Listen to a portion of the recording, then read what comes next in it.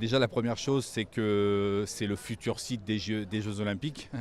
Donc pour nous, c'est super parce qu'on est à la maison.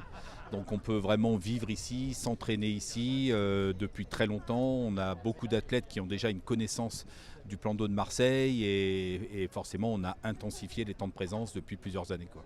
Jouer à domicile, ça joue vraiment, effectivement?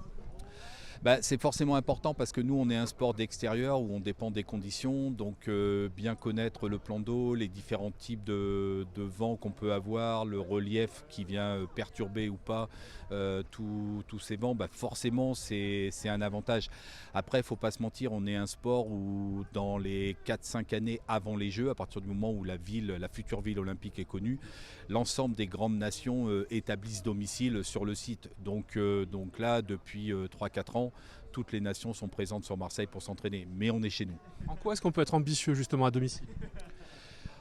L'équipe de France, nous, on a mis des ambitions assez élevées, puisque dès le début de la préparation olympique, l'objectif, c'était d'être pleinement médaillable, d'avoir un réel potentiel de médaille dans les 10 séries olympiques. Donc ensuite, on a défini ce que ça voulait dire d'être médaillable, d'avoir un potentiel de médaille. C'était d'avoir déjà réalisé ce podium, soit sur un championnat d'Europe, soit sur un championnat du monde.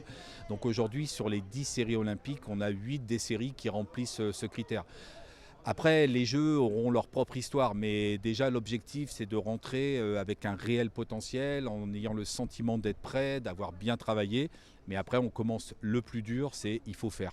Alors les Marseillais et puis ceux qui vont regarder ça à la télé vont avoir droit à un spectacle que vous défendez, j'imagine? Le spectacle il va être magnifique, hein.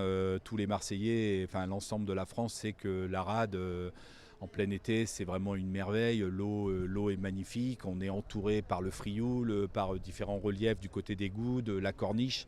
Donc c'est vraiment un cadre magnifique. On a des secteurs de vent qui sont très variés.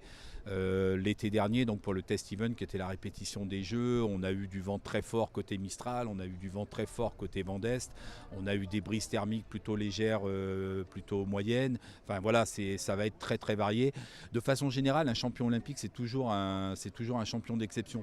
Mais vraiment, ceux qui vont gagner à Marseille vont être encore d'un niveau au-dessus parce qu'il va falloir vraiment un niveau d'adaptabilité absolument impressionnant. Donc on va vivre des très grands jeux. Ouais. On ne se souvient pas forcément de tous les champions, on se souvient notamment de Xavier Roire, en particulier du côté de Martigues, qui a été plusieurs fois aux Jeux Olympiques, qui a été médaillé également. Vous pouvez nous donner quelques athlètes qui ont des chances?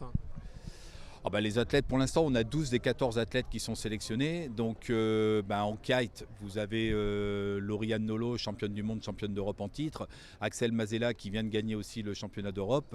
En IQ, donc Nicolas Goyard et Hélène Noës-Mohen qui ont été tous les deux champions du monde et champions d'Europe, donc des réels espoirs de médaille. Camille Lecointre et Jérémy Mion en 470. Camille est déjà double médaillée olympique. Charline Picon et Sarah Steyer, donc toutes les deux championnes du monde, et Charline double médaillée olympique. En île Cassis, donc on a une très jeune athlète, ça va être ses premiers Jeux, mais une athlète qui n'a pas froid aux yeux, qui n'a pas peur et qui peut vraiment aller chercher le podium. En île Cassette, c'est un peu le capitaine de l'équipe, c'est ses 5e Jeux, Jean-Baptiste Bernaz, donc même chose, champion du monde. En 49er, l'équipage d'Erwan Fischer et Clément Péquin qui vient de gagner le championnat du monde il y a moins d'un mois. Donc j'espère que j'ai oublié personne, mais voilà, pas. Grosso modo, on va avoir une très belle... Ce sont des vies qui sont dédiées à la voile, hein. J'imagine qu'on mange voile 7 jours sur 7. Alors oui, c'est vrai comme tout projet, on est fortement impliqué, on vit avec ça, etc. Mais je pense que c'est une des dimensions où nous, le staff, on doit faire attention, c'est qu'on doit être capable par moment, d'avoir des vrais temps de récupération, d'être capable de faire décrocher un petit peu les sportifs, de penser un peu à autre chose. Mais bon, bien sûr, sur ce type de projet, on sait ce qui est devant nous dans 2 mois, dans 3 mois, on sait ce qu'on veut mettre en place, etc. Donc oui, on a tendance à se lever avec ça, à se raser avec ça, à passer la journée avec ça, à se coucher avec ça. Ouais. Qu'est-ce qu'on peut vous souhaiter pour cet été justement, en termes de conditions par exemple? En termes de conditions, il faut que Marseille soit Marseille. Ça sera forcément un plan d'eau très différent d'un jour sur l'autre. Capricieux quelquefois? Oui, capricieux, mais justement il faut du jeu, quoi. C'est le côté tactique, tout ça. Et puis nous, Français, justement, on va essayer de faire en sorte d'arriver avec des athlètes prêts physiquement, frais dans leur tête, prêts à jouer, parce que rien ne sera facile. personne va rien donner à personne. Il va falloir vraiment que chacun de nos athlètes aille arracher à la force du poignet cette fameuse médaille, ce fameux podium. Donc on va vivre des Jeux fantastiques.